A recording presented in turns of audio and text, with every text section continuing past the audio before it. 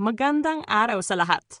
Maligayang pagbabalik sa YouTube channel na Min Recap at ako si Nora. Sa video na ito, tatalakayin natin ang pinakabagong episode ng Shining Inheritance noong ika-9 ng Disyembre 2024.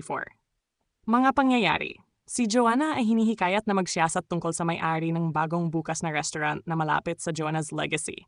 Naghinala siya na ito ay isang plano ni Ina, ang kanyang dating karibal, upang guluhin ang kanyang negosyo.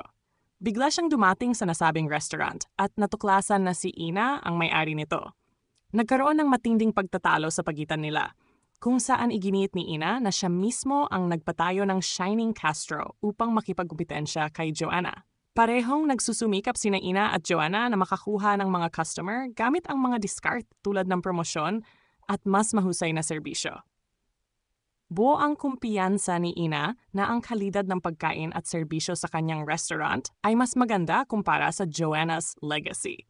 Nahihirapan ang Joanna's legacy dahil sa mga reklamo ng mga customer tungkol sa mabagal na serbisyo at hindi magandang kalidad ng pagkain.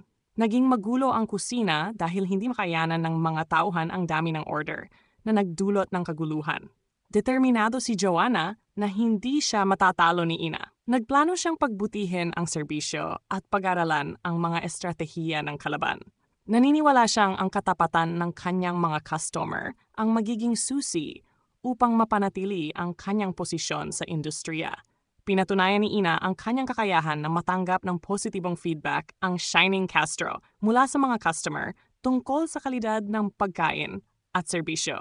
Sinabi niyang ang pangmamaliit ni Joanna ang naging inspirasyon niya upang magtagumpay. Nagpatuloy ang matinding kompetisyon sa pagitan ng dalawang restaurant upang makuha ang mga customer. Tinawag ni Joanna si Ina na isang tagagaya at iginiit na wala itong kakayahang magtagal sa tagumpay. Buwang loob ni Ina na patunayan ang sarili at sinabing magtatrabaho siya ng husto upang makuha ang tiwala at suporta ng kanyang mga customer. Ang kwento ay umiikot sa kompetisyon sa pagitan ni Joanna at Ina na puno ng mga estratehiya sa negosyo at matitinding sagutan.